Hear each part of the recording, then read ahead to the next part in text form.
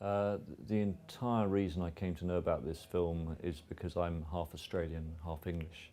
And what I mean by that is I grew up in London with an Australian mum and an English father. And so I was always interested in making a film that explored the kind of Anglo-Australian relationship. And my mother got invited by Australian friends to a fringe theatre play reading of an unproduced play called The King's Speech in late 2007, entirely because they wanted her to make up some real Australians in the audience of this play reading. She's never been invited to a play reading in her life. She went to the play, came back, rang me up and said, "I've just been to this play reading, I think I found your next film," and that's how it happened. I think, you know, the film is about King George VI overcoming his stammering, but for me, we all face blocks in our lives that stand between us and our best version of ourselves, whether it's insecurity or shyness. And you know, this film is really about a man overcoming this very extreme form of block that stands between him and his best self. Yeah, I mean, I think that for me, the film's probably the most personal film I've made because, you know, I grew up in a household where my Australian mother was unpacking the effects on my father of his English upbringing. And my father went to full-time boarding school at the age of 5. He lost his father in the Second World War at the age of 3. And all I can say is there's a thing or two I know about the theme of an Aussie, you know, unpacking the repression of an Englishman from my childhood, and so a lot of that I think is filtered through the work. And you know, even though it appears to be about King George VI and his speech therapist, for me it's a very personal film.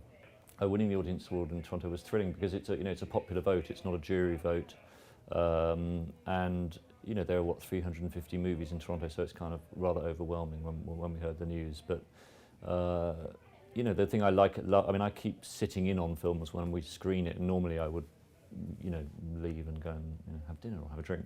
But there's something incredibly exciting about watching this film with audiences because of the response it provokes. I mean, it really makes people laugh and it really moves people, and it feels like a very transportive movie in terms of its effect on audiences. And those are the kind of films I want to make, things that are very immersive for audiences. I mean, you know, I was born here, I was brought up here. You know, the Odeon Leicester Square where we're showing it tonight was the cinema that to me represented making it as a director as a 13-year-old boy. I mean, I started making films from the age of 13, and in fact I had my first proper short film, which I made when I was 18, was at the London Film Festival. So, you know, I have history of the festival, I have history of that cinema, and the film was shot almost entirely in London, many locations, you know, 10-20 minutes from where we're sitting now. And it's you know, as a Londoner, I love making films about London, and the last time I've had the opportunity to sleep in my own bed and make a movie was 2003, and in the last 7 years I've recreated London in Vilnius, Lithuania, I've recreated London in Budapest, Hungary, I've recreated London in Richmond, Virginia, and in Cape Town, South Africa, so it's really nice to recreate London in London, and it's an incredibly good match.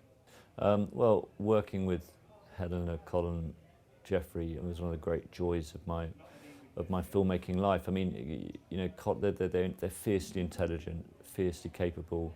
We had a 3-week rehearsal period, which is very rare on a movie to get that, where we, you know, took pretty much every line of the script apart and challenged it, and really, I think, raised, together with the writer, the level of the writing, which I think is always the engine of a good story. Oh, I think it was it was the best script I had read for a very long time, and you know, I think, because I lost my grandfather in the war, I'm very interested in that period, and I'm the story ends in the war, but I like the way that the story takes you to the war in a surprising way, that you don't think it's going to be a story about war, and the war story almost hijacks the narrative, and I thought that was a very fascinating part of it.